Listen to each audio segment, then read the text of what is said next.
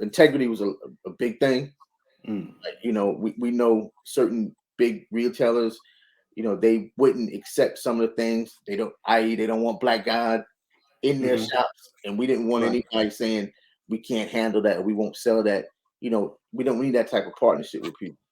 Okay. We want to make sure keep our integrity intact, and that's very important. And Right. then the message we want to put out, what I mean, that you don't have to go to sometimes these bigger retailers.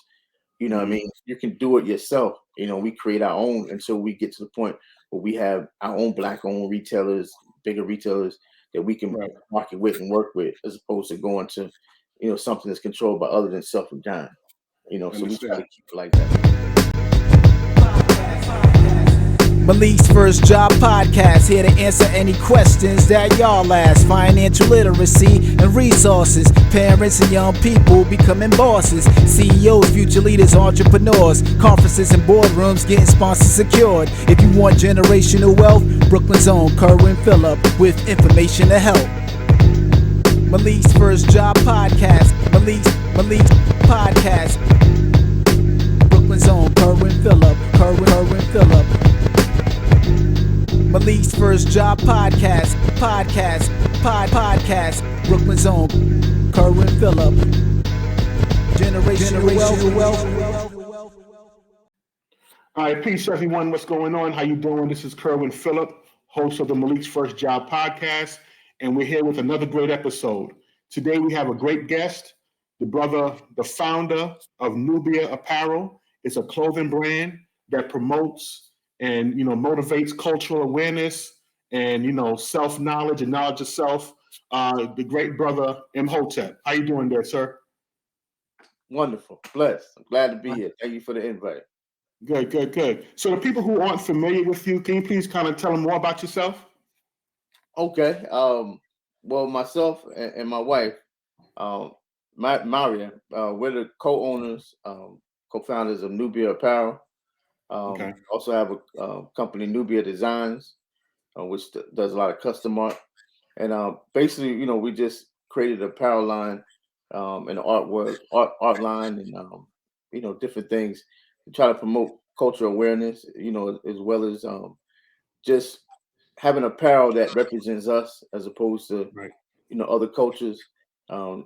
So many times different other entities take our history, our culture, our style, our fashions, our tongue, everything about us, and they profit off of it, and then sell it back to us. So we just decided to create our own line of clothing that represents who and what we are, Right. and promote that, as opposed to some of the imagery we used to see out there. So that's pretty Okay. much what we do. Apparel, art, going into jewelry, that's our thing right there. Okay, great. Now, how long have you had this? How long have you been in business with your company? We started Nuwbia in roughly 2009. Okay. Came with the idea in 2008, but we really put it as an official company in 2009. So we've been doing it since then. So we've been rocking for a little bit. Okay. And what really motivated you to really get started in the apparel space? Well, I used to do a lot of screen printing. I had Okay. a screen printing company, and I've been drawing since. I always tell people I was stealing crayons in kindergarten. I was that kid. So I was always drawing, creating, as well as T-shirts, sculpture, different things like that. And Right. what really inspired me for one was seeing FUBU, Okay. the likes of them. They're taking fashion and having it Black owned and promoting our hip hop culture and things like that. So I'm a Right. hip hop baby. Right. I've been into knowledge of self for years. Since high school. Okay. So just binding all that together and being inspired by others who did it. Say, okay, let me do this. It was a brother, Daniel from Fierty Clothing, who was the Okay. first one I actually saw putting Egyptian imagery or Kemetic imagery onto clothing. Then I Okay. see a few other brothers, when I started, who were also doing it. Red and Blue Pill up in Harlem, they was killing them. I was down in the South at the time, but I was hearing about what they were doing. Okay. A brother up there, Pharaonic, who was doing clothing, and myself, who was also doing portraits and things like that. So I just decided to translate, my screen printing knowledge and doing clothing and my art knowledge and put it onto, my own apparel. And that's basically how it started, Nuwbia.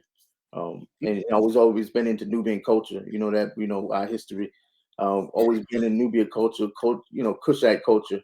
So we said Nuwbia.com, Nuwbia Apparel. And threw the little W on there for trademark purposes. We know we're getting to that, setting something apart, different from everybody else. So that's basically how it started, and just not really, I was always somewhere into fashion, but a lot of stuff I saw, the imagery, especially around that time, you had a lot of what was out that time, the Ed Hardy stuff and things like that. Right. A lot of imagery which I couldn't relate to personally. A lot of I graphics. see clothing companies out there, representing what we represent, except you see the bootlegs from overseas a little bit, but nothing really representing our culture. So that's kind of what sparked everything. Okay. So how did you go about really like starting the brand, like, getting off the ground? What was that process like? That was crazy because like I said, I already did screen printing. So I knew about how to excuse me for saying, I knew about how to make shirts, things like that. But the actual process of going through and creating an actual apparel company, a lot of trial and error. That was the more difficult part. The creating the t-shirt part was easy because I did that in college, did it in high school, whether we was painting graffiti jackets, graffiti shirts, getting things spring printed, selling it. So that part was easy, just so all it took was just me to take my knowledge of self and the new type of art I was doing and overlay it into my knowledge of apparel. But the actual creating an actual brand was something totally different. And like I said, I was inspired a lot by Fubu, Damon John's novels. I still got those on the bookshelf. I check those out every now and then. And just reading as much as I can, even to this day, reading as much as I can to learn about building the actual brand, which is totally different than just putting images on shirts and getting people to really buy into what you're offering and getting people to, to get attached to a brand. It's something that's almost a lifelong process because, things changing. And at the time, it really wasn't social media. I think Facebook was out and, but other than that, it wasn't Instagram and, TikTok, none of those things hadn't really been built up yet. So it was just a trial and error process, a lot of learning, a lot of, losing a lot of sleep, losing a lot of fun. You laughing because you know how it is, being so it was just, just getting out there and doing it, and trying our best, for me and my wife to make it work. Yeah. It's funny, it's a book and I can't think of it right now, but it kind of speaks about the myth of entrepreneurship. Like someone thinks, okay, well, I know how to bake cakes, so I want to start a cake business. But the fact that you know how to bake a cake doesn't mean you know how to run a cake business. Exactly. Because the business aspect is totally different than just, okay, putting the ingredients together, now you got a cake. Now what's the marketing plan? How you can get it out there? What's your P&Ls and all this other stuff that goes along with it that, people kind of shy away from, I guess, like you say, you learn through trial and error in that process. And you mentioned that just brought up another, there was a meme that floating around. You'll see entrepreneurship and what people think is a direct from beginning to success. And another one, actuality. And it's like all jumbled up lines going everywhere. And that's exactly the truth, trying to, build a brand and keep a company going, especially when most companies, they fail. Most small businesses fail within 3 years. For lack of funding, lack of vision, a lot of different things. Frustrated. Life issues cause a business to fail. So, it's a lot of patience and drive and dedication and, just keep grinding and grinding and grinding, basically. Yeah. So I guess during that early process, how do you get the initial attention to really, get the brand out there? What was that process like? Well, one of the best things that helped me was that I was my own designer. A lot of times people have an idea, but they have to go to an outside designer to get the idea created. So being Okay. that I was already an artist, already was familiar with, Kemetic art, Kushite art, African art, I just overlaid my vision of what I wanted to put out onto paper, onto shirts. So that was the easy part. You know what I Right. mean? And I've been fortunate and blessed. The ancestors have gave me a beautiful gift where my art resonates to a degree. I like to say, Right. humbly say. So my thing was just getting in front of people. And I was Okay. fortunate again that we've had a lot of great support over the years. We have Right. certain customers who've been with us for 10 years or more. Right. Who've always supported. So now it was just trying to master social media and networking, things like that, which wasn't my forte. It still isn't. Being Okay. on Instagram, I always tell people I'm like a hermit in a cave. Put me in a cave with an art pad, I'm good. You know what I mean? That's all it needs. Just lock me away. But Right. fortunately, I've had good mentors who try to explain the business side of things. And as an artist, I think that's the hardest part that I see, that I've had to deal with. And I see other creators also have to deal with the business aspect of a business as opposed to just the creation aspect of it. Because my wife, she's the more business minded person, and she's the Right. one who I might do 30 designs, and she'd be like, "Hold up, what's coming out next? Like, what's on the chopping boards next? How we gonna put this out? Lay that out." Because it was up to Right. me, I'd be in, like I said, I'd be in the cave all the time. This, this sculpture, this piece of art, this poster, and stuff like that. But 100 pieces of art, and like, okay, how are we gonna sell it? So Right. it's good also to have partnerships and people you can work with and feed off of. Like I Yeah. said, my wife is the more business-minded person than myself. And having that balance, helps out a lot. When you're having a Right. company, you actually have to have that. You have to have a balance of a person who can create the, whatever product you're doing, but then also someone's going to sell it, someone's going to handle your books, and someone who's Right. going to have the level-headed business knowledge about business. You know what I mean? And I guess that's, like I said, that was my hardest thing as a creator, just that Mhm. actual business acumen. The books, the taxes, all these different things that come along with you know Being a running. business owner.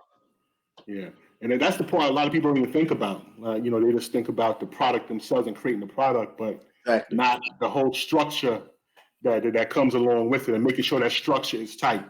Correct. If you don't keep your books in order, you don't keep your finances in order, then that business is not going to last too long.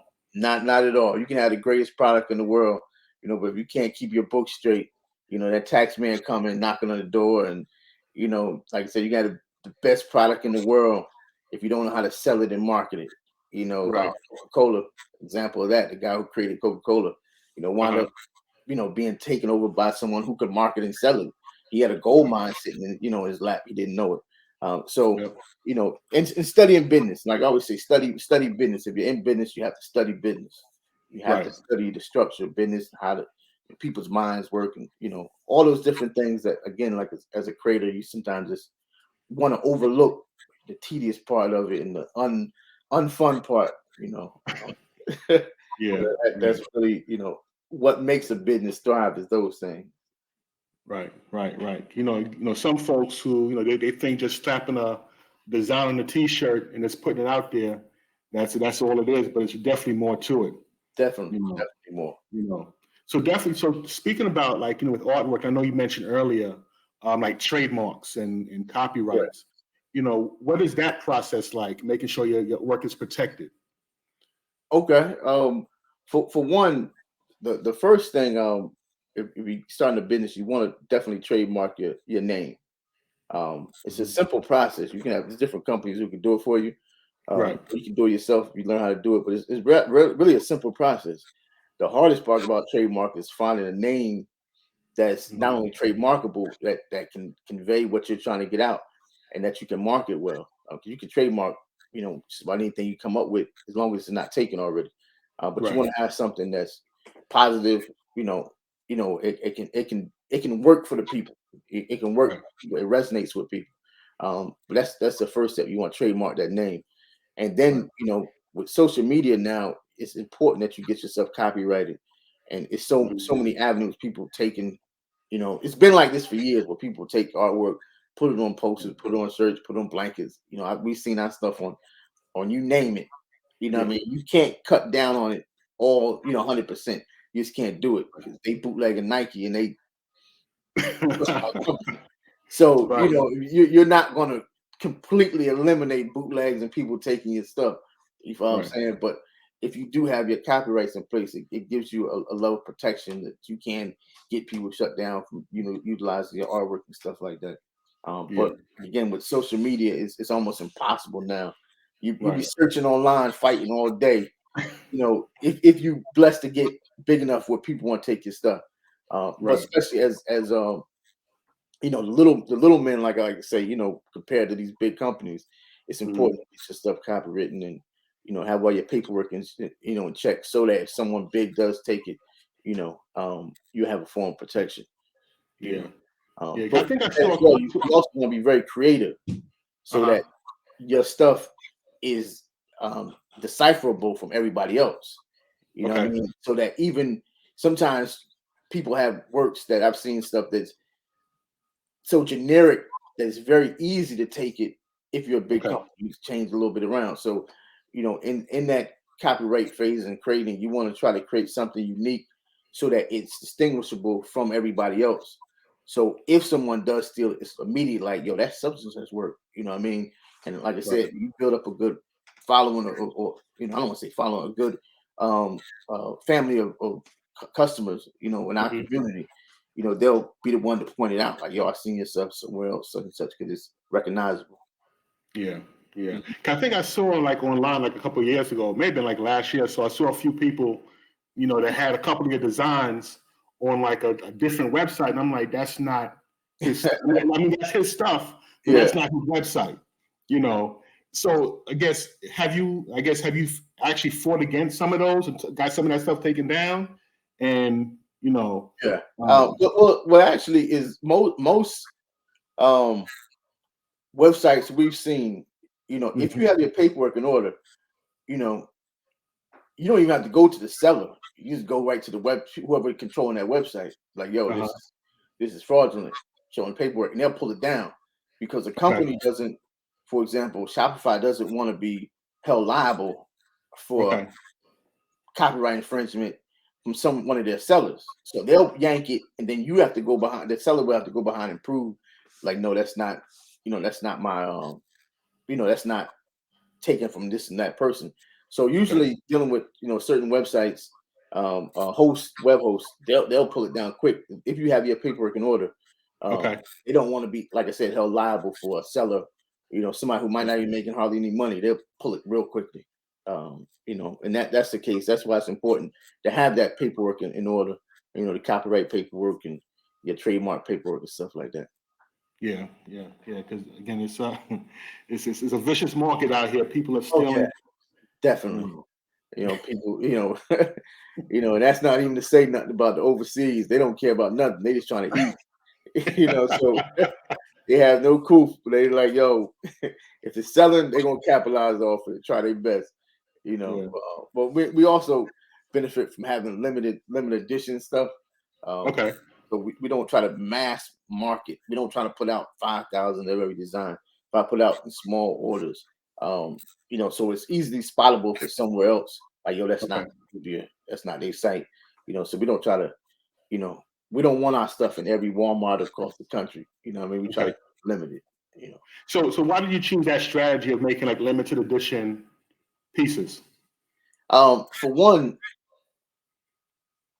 of the things when we first started and we wrestled with it was the whether to try to go to a big retailer and put our stuff in a big retailer or keep it limited.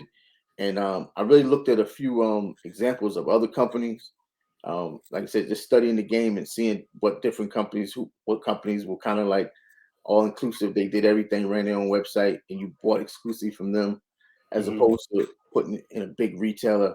And with one, we looked at our target audience, and our target audience was kind of smaller.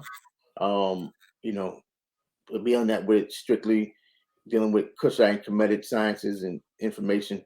So our base was a little bit smaller, so we felt that we could handle it in house. Doing all the inventory and customer service and stuff like that, as opposed to putting it out. And we didn't really want to. Integrity was a big thing. Like, we know certain big retailers, they wouldn't accept some of the things. They don't, i.e., they don't want black God in their shops, and we didn't want anybody saying we can't handle that, or we won't sell that. We don't need that type of partnership with people. We want to make sure keep our integrity intact, and that's very important. And then the message we want to put out, what I mean, that you don't have to go to sometimes these bigger retailers. What I mean, you can do it yourself. We create our own until we get to the point where we have our own black-owned retailers, bigger retailers that we can market with and work with, as opposed to going to something that's controlled by other than self and John. So we try to keep it like that a little. That was something like, again, we wrestled with in the beginning, but it wasn't too much of a wrestling. It was, we want to keep it in house, keep everything in house. Right. And I think also with having like a limited edition, strategy, it helps. I guess that creates a greater demand as well. Yes, right? Because if a shirt comes out, I've seen a couple of shirts that I wanted, and then by the time I said let me go get it, it was no longer available. Yeah, and you got to wait until it hopefully it comes back around again. Exactly. So that has been a good benefit for us as well. We have designs that like since I'm always creating, we got designs from the last 10 years. We can always go back in the vault, bring it back out. People usually accept it. So that was important too. That having that exclusivity, having something exclusive. And people, people generally like stuff like that. A lot of people don't want to wear what everybody else has, what everybody they see everywhere else, So, that has helped us as well. Yeah. It's funny talking about studying like the whole fashion industry. That's something that, if you want to use like Ralph Lauren as an example, you have certain like vintage pieces of polo that, that you can't get, but when it comes back around, people hop on it, and it's against somewhat like of a limited edition as well. Yep, they definitely. That was another company, we studied, still look at them, just people's marketing strategy and things like that. And like you said, that exclusive pieces they come out with and things, that was a big win, and actually we plan on doing a lot more exclusives and things like that. Okay. I gotta keep my eye out and see what comes out and hop on it when it comes when it's first available, because I know y'all gonna pull it from under the rug before I can get it. We get it in and out, throw out there, pull it back in, Yeah. So what have been like some of the biggest challenges you faced throughout the years with the brand? I would say the biggest challenge is the biggest challenge that most small businesses face: funding. Okay. Marketing dollars and things like that. That's probably been the biggest challenge. Even though we sometimes I think we fall under the impression that because you're promoting something positive and people love it, that's not going to cost you money to put it out and to market it, and to you funding for any small business is always a priority, something you got to take care of. What I mean?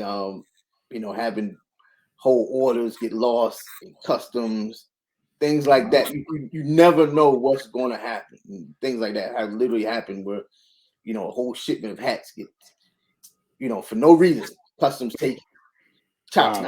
You be like, what? You fight it, and you're Nemo fighting in the ocean. Wow. You know what I'm saying? Simple things. That's not even simple. That's something big, but things like that a small business is sometimes can be hard to overcome. So the biggest thing, is funding. You're marketing. It's a big difference with algorithms, and these companies want your money. They want you to go viral. They want you to put it out. So like I said again, even though you feel you're doing something positive, trying to help out, got a great product, these companies still cost. Being a business still costs to produce and get things out there. And then you also have your, all the different problems that come with that. But I guess that would be the biggest problem we've had. Just funding issues and things like that. Yeah. But that's part of the game. Like you Okay. don't get in the game if you don't want to play. So Right. well, yeah, that's that story. This is you can read every every business book or startup book or feel good story, and it always boils down to that as a business. Unless you you're born into it like other than self and kind. They Right. get they get that little push before. Um, but as African American, as Black and entrepreneurs, African entrepreneurs, we all have those same problems, issues, because we're not isolated from it. All the things that have happened to generations of our families. Right. So overcoming all that, it's a blessing, but it's also a challenge sometimes too. Just again, like learning business. That was a big challenge. I'll give you an example. I remember the first time we first started, and you got to collect sales tax, and I'm good for saying, yo, you'll get it, you'll get it. You know what I mean? Until the tax people hit us up one day and was like, well, since you didn't file, we filed for you, and you owe us like $1,400 or something. So it was something a month. This was when I first started. I'm like, oh, 1,400. I ain't made 1,400. And they forced me to come in there like, okay, this is what we do. When you don't answer the paperwork, okay, all right, I learned my lesson. Things like that, you know what I mean? All your Black power, I'm this, I'm that, I'm Black God. Nah, you pay your taxes. You want a business, keep your business going, you pay your taxes. Things like that, you learn hard lessons sometimes. So you was able to work that out. So that was when I first started, Yeah. Like, now you're gonna give us our sales tax. So things like that. Again, as a business owner, we don't sometimes think of those small things that mean a lot and can really jam you up if you don't take care of handle your business correctly. Right. That's a major lesson. Yeah. You can't Yeah, can't be the street peddler trying to form a. You can't when you You gotta handle that business. Unfortunately, certain things as of now they have us, you gotta take care of.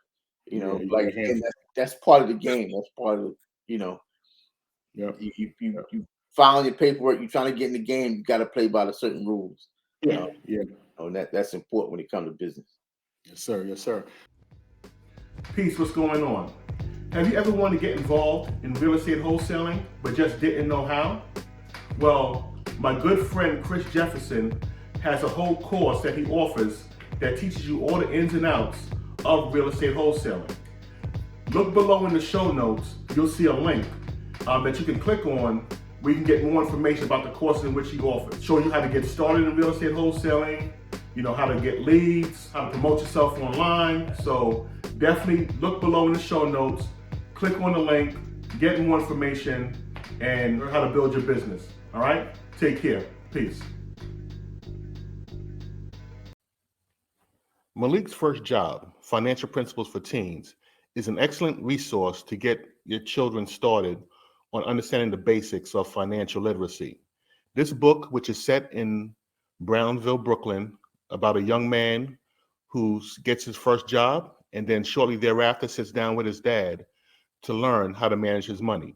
There are several topics that are covered within this work, such as paying yourself first, disciplining your spending, knowing the difference between an asset and a liability, creating multiple sources of income, as well as the importance of being charitable. So again, if you want to get your children started on understanding finance and becoming responsible adults, we highly recommend that you purchase the book, Malik's First Job, Financial Principles for Teens. So please visit maliksfirstjob.com to get more information. Peace. Peace. What's going on? This is Kerwin Phillip from the Malik's First Job podcast. Just a quick reminder, hit that subscribe button below and that notification bell. That way you never miss an episode when it drops. All right? Thank you all for supporting, and let's jump back into the conversation. Peace. So on the flip side, what would you say was like some of your biggest success over the past few years? Business success. As of late, one of the biggest successes, like I said, my wife, she handles our pop-up shop, and she just got her own shop for Okay. Nuwbia, you know, and another business, RGF, handles jewelry and stuff like that. She's doing down a little 5 Points on Euclid Ave, a little plug-in. All So right. it's got the shop fixing that up. So that's a big thing, getting our own shop down in little 5 Points in Atlanta. Okay. And just being here, 12, 13 years later, when you're seeing so many, businesses who folded up and you can still be here and still, thriving and doing well and enjoying what you do. I would say Right. that's probably the biggest success. And shout out to everybody who has supported us because, like I said, we've had a lot of great support. And you always hear about, Black people don't support their own. But Right. that's not been our story. Not at all. We have a lot of great support, a lot of great pushing, um, great criticism, which you got to be able to take to find out, Yeah. to learn, as you're going along. So we've been really blessed to still be here and still have a lot of support from people who keep pushing us and bigging us up and supporting, buying products and reposting and just commenting. Everything has been a great success for us thus far.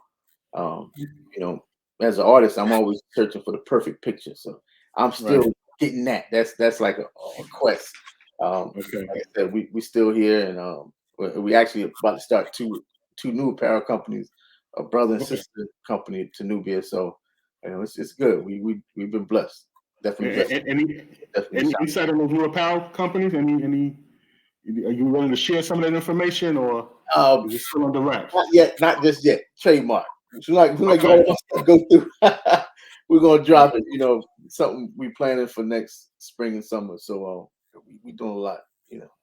Okay. That's what's up. That's what's up. So I guess that's the future. So what's the ultimate goal?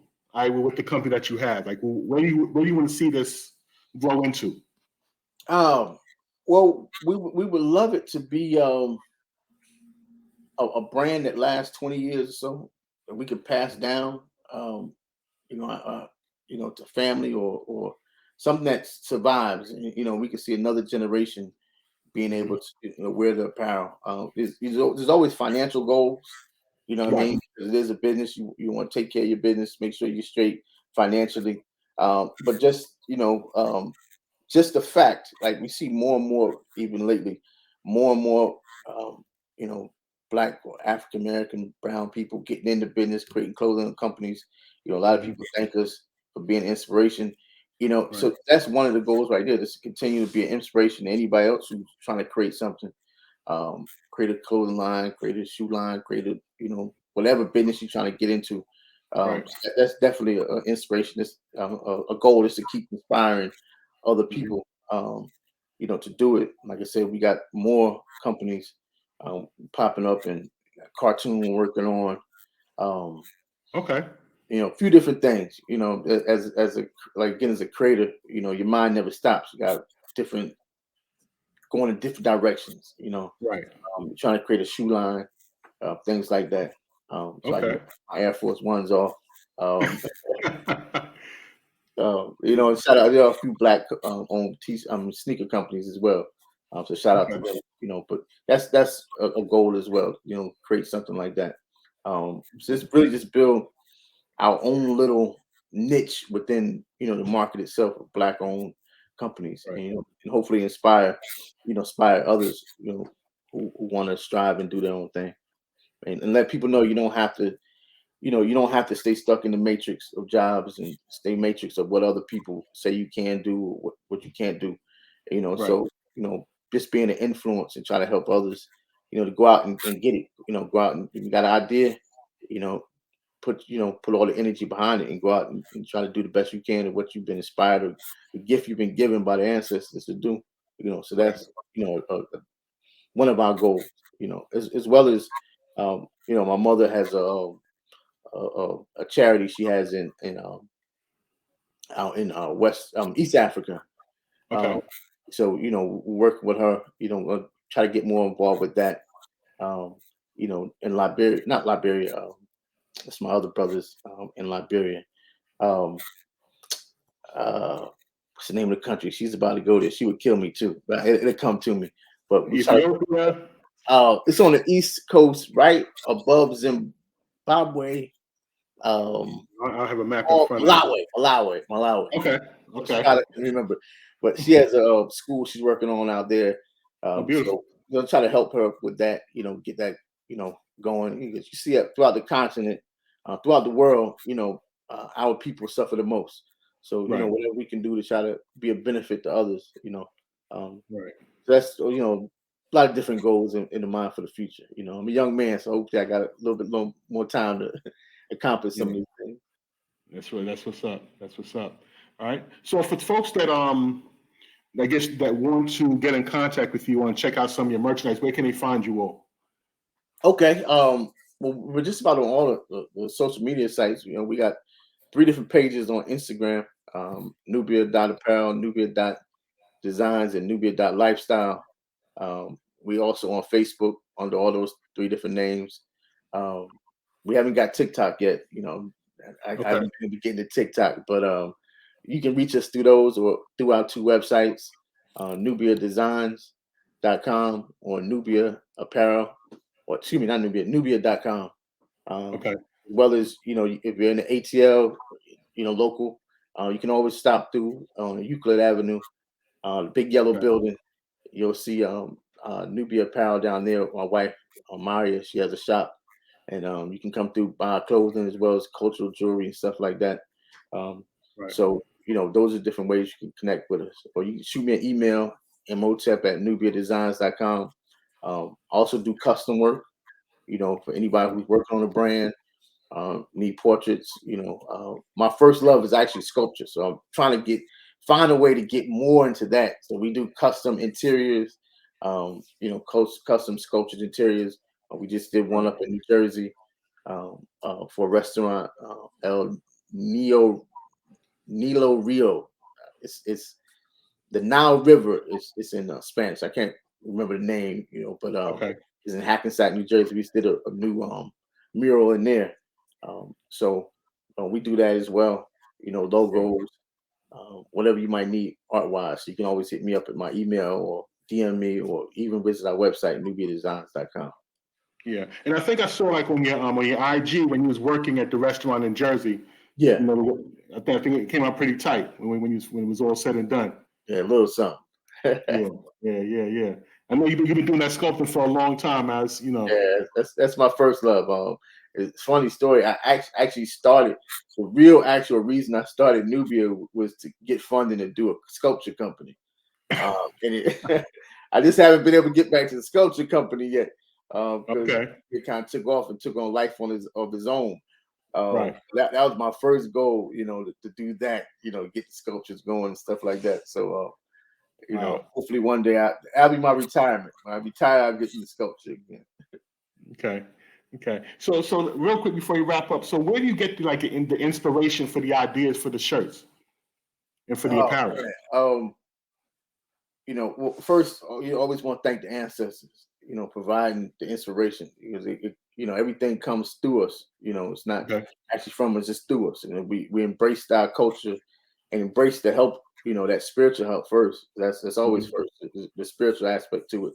And that's one thing, about our company. I try to make sure that everything, you make mistakes sometimes, but everything is, respectable to our culture, respectable to our ancestors, not doing anything that would disrespect them, for one, with the art. And from there, just studying the culture, staying in the books, learning, and as well as me being an old graffiti head, that comes through a lot, into the art.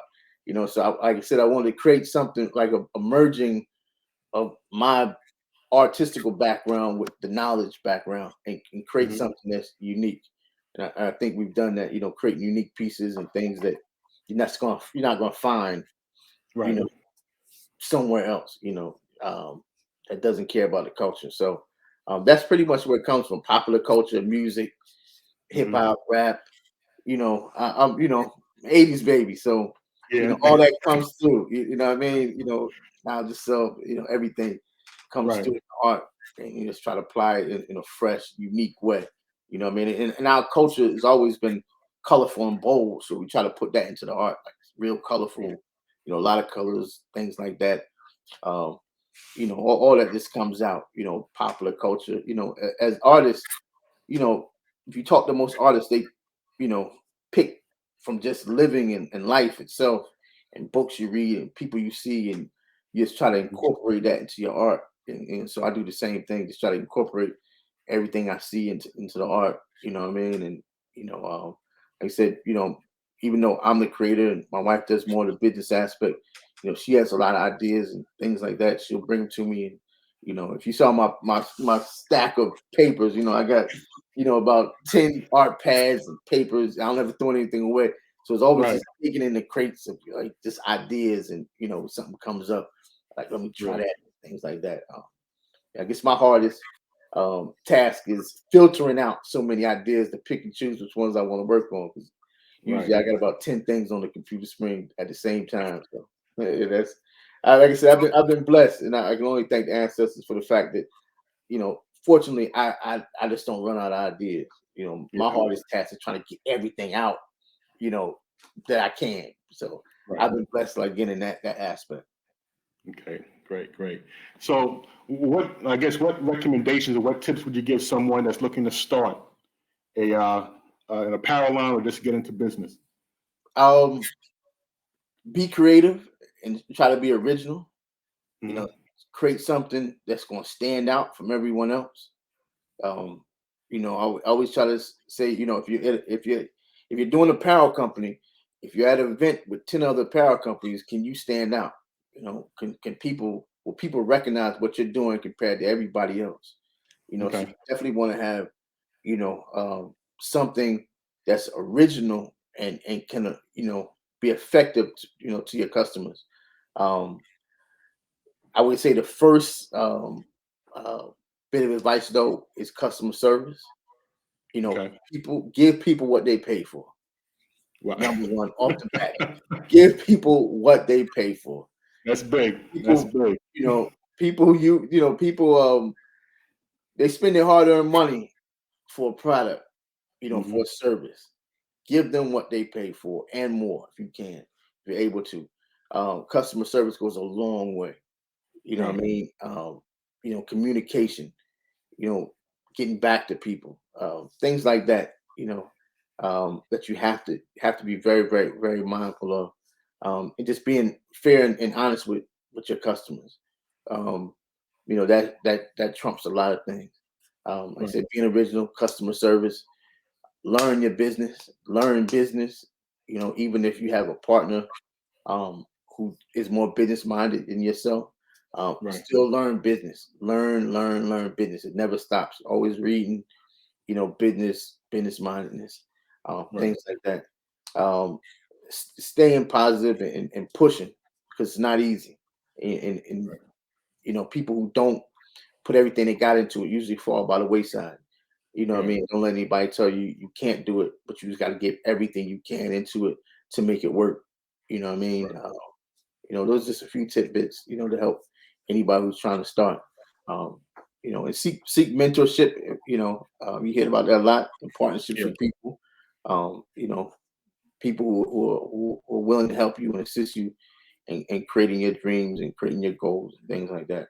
It definitely helps. What I mean? And linking up with good brothers like yourself, who are out here doing, positive in community and positive help. Things like that. It's always, that energy is reciprocal. Exchanging positive energy is wonderful in business. Just do your best you can, and trademark and copyright your stuff. Yes, sir. Yes, sir. Protect your neck, like protect your neck. Definitely protect your neck.